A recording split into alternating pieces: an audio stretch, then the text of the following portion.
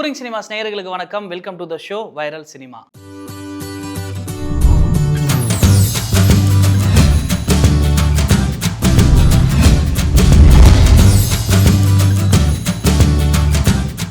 நேற்று கருப்பு படம் சொன்ன தேதியில் ரிலீஸ் ஆகலை. அதுக்கு வந்துட்டு நிறையா ஃபினான்ஷியல் இஷ்யூஸ் காரணமாக இருந்தது.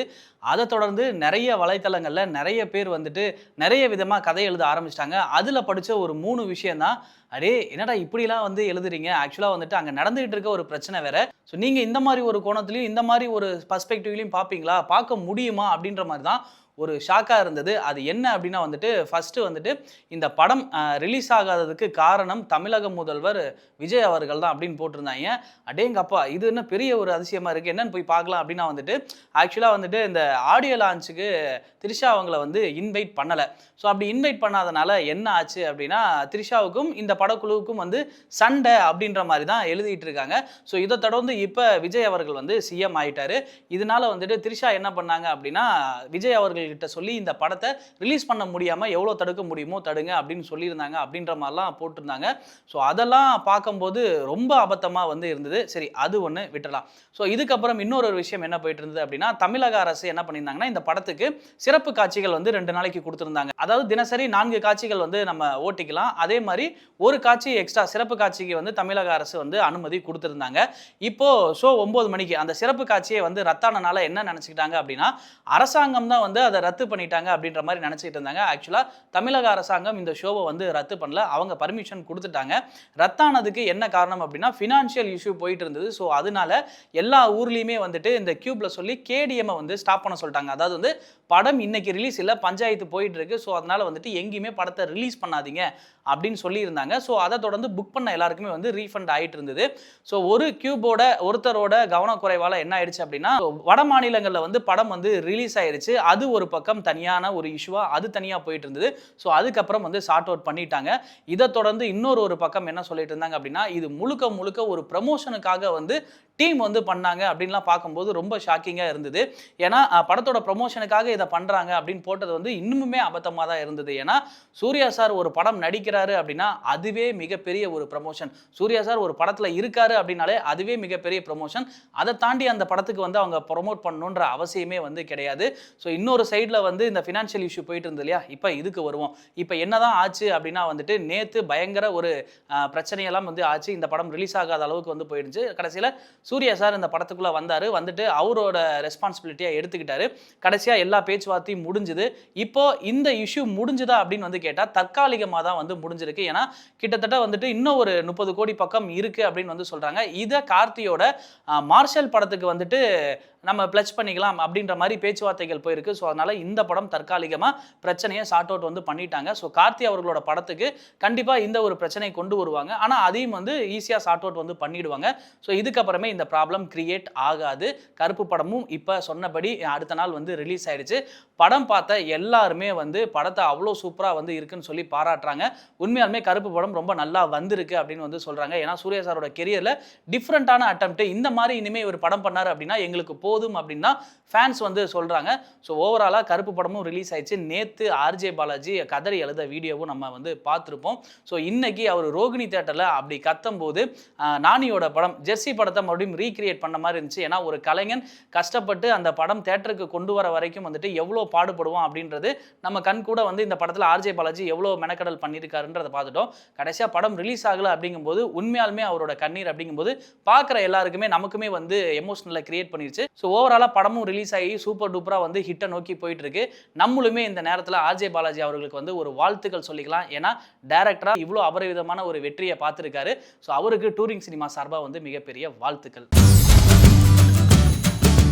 அன்னக்கிளி படம் ரிலீஸ் ஆகி 50 ஆண்டுகள் நிறைவடைஞ்சிருச்சு. இதை தொடர்ந்து இதை ஒட்டி செய்தியாளர்கள்லாம் என்ன பண்ணியிருக்காங்க அப்படின்னா இளையராஜா கிட்ட சார் 50 ஆண்டுகள் நிறைவாயிருச்சு அன்னக்கிளி, இதை எப்படி பார்க்குறீங்க, எந்த அளவுக்கு ஹாப்பியாக இருக்குன்னு கேட்கும்போது அவரோட ஸ்டைல்லேயே பதில் சொல்லியிருந்தாரு. அதுதான் ரொம்ப பார்க்குறப்ப உண்மையாலுமே இளையராஜா இன்னும் இளையராஜா தான் அப்படின்ற மாதிரி தெரிஞ்சுது. ஏன்னா அவர் அன்னக்கிளி படம் வாசிக்கும் போது எனக்கு மனசில் எதுவுமே தோணலை.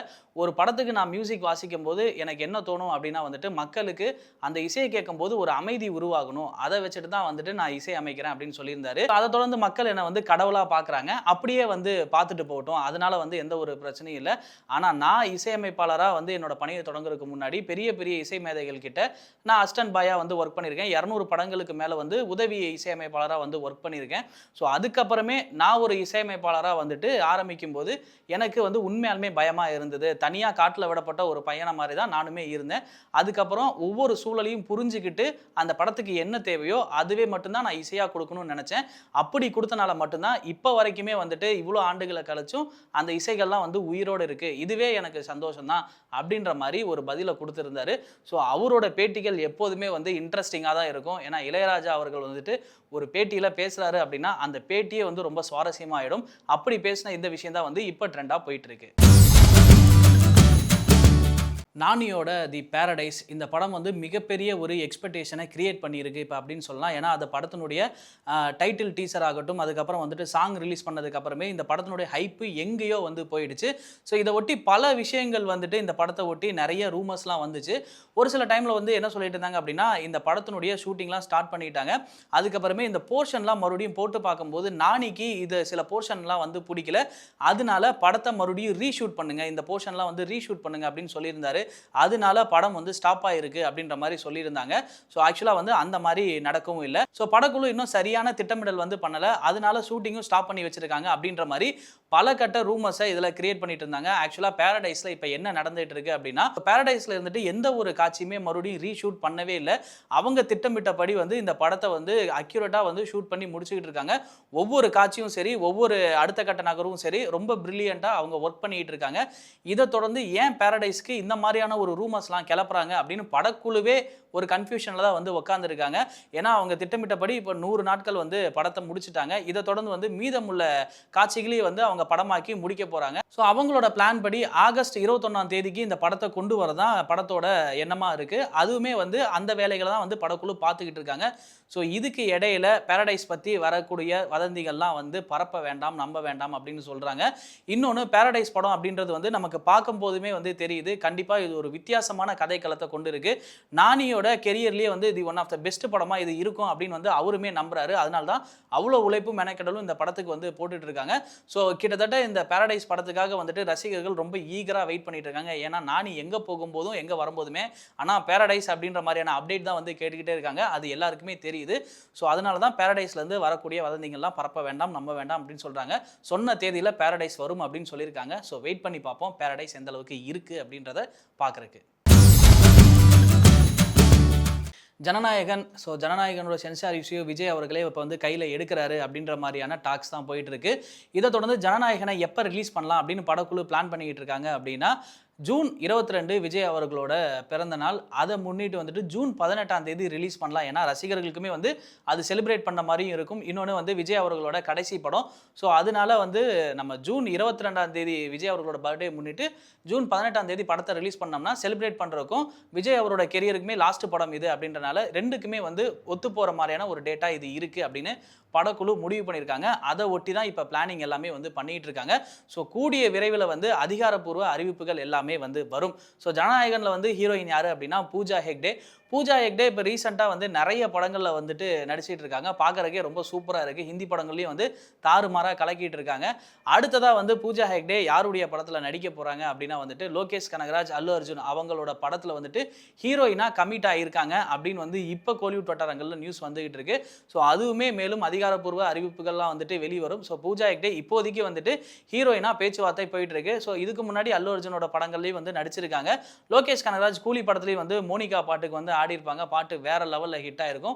ஸோ அதனால இந்த ஒரு காம்போவுமே வந்துட்டு சூப்பரான ஒரு காம்போ தான். பூஜா ஹெக்டே வந்து ஹிந்திலையும் இப்போ நல்ல மார்க்கெட் இருக்கு, தெலுங்குலையும் இருக்கு, தமிழ்லையும் இருக்கு அப்படின்றனால ஸோ இந்த படத்துக்கு அவங்க கரெக்டாக இருப்பாங்க அப்படின்னு படக்குழு முடிவு பண்ணியிருக்காங்க. ஸோ அஃபிஷியலாக வர வரைக்கும் நம்ம வெயிட் பண்ணி பார்ப்போம். ஸோ இதோட நான் கிளம்புறேன். நெக்ஸ்ட் வர வைரல் சினிமாவில் வந்து உங்களை மீட் பண்ணுறேன். Until bye from signing off VJ Arjun Manikandan.